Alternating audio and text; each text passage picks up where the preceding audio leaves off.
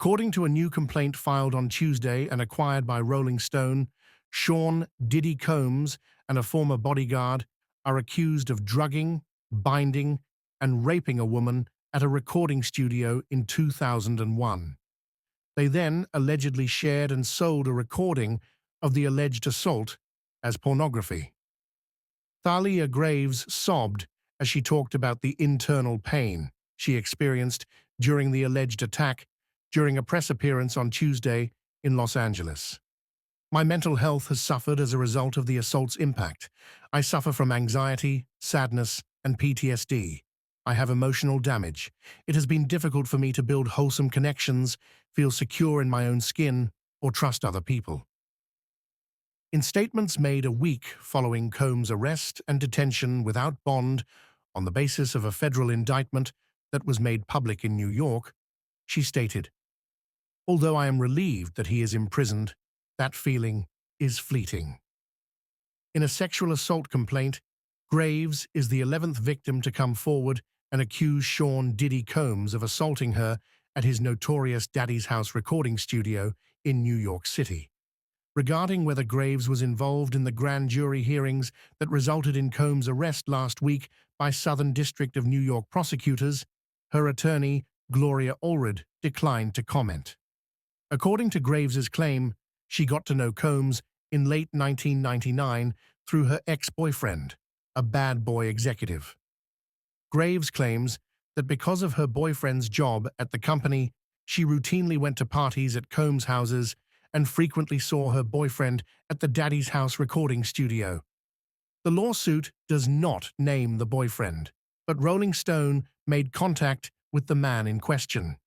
He admitted to having seen the purported sex tape, but claimed to have only seen Joseph Big Joe Sherman, Graves and Combs' bodyguard, on the recording.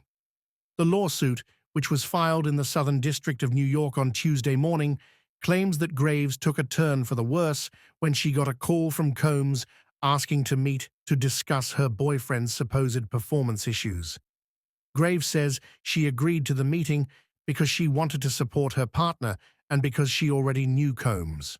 The lawsuit states, "It was obviously a sick and twisted way of abusing plaintiff and also showing his power and ability to humiliate her boyfriend, his executive, by utilizing his ownership of his title at Bad Boy and its affiliate organizations."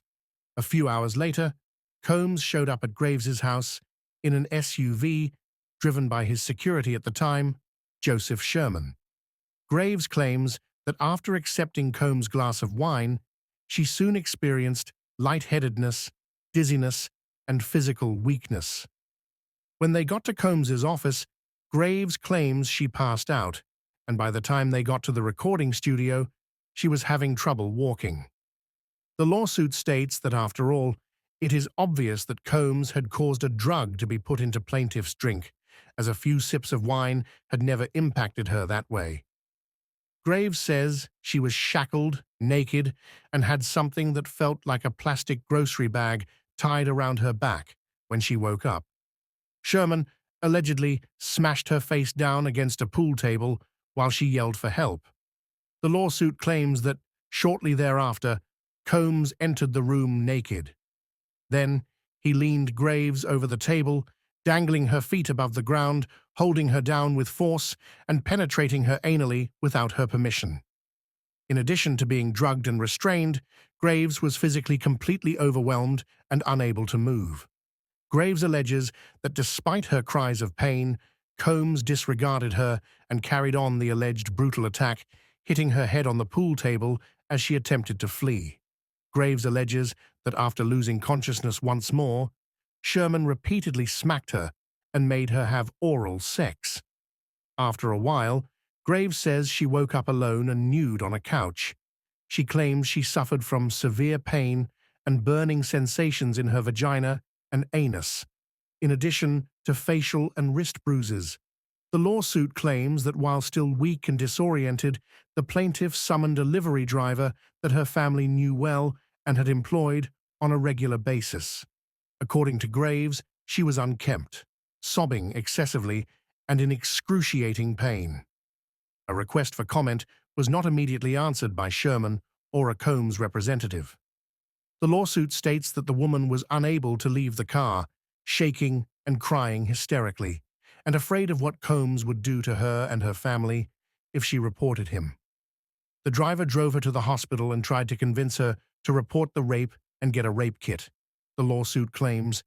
The lawsuit claims that after Graves told her then-boyfriend what had transpired, he allegedly told her that reporting the incident to the police would harm his own career and discouraged her from doing so.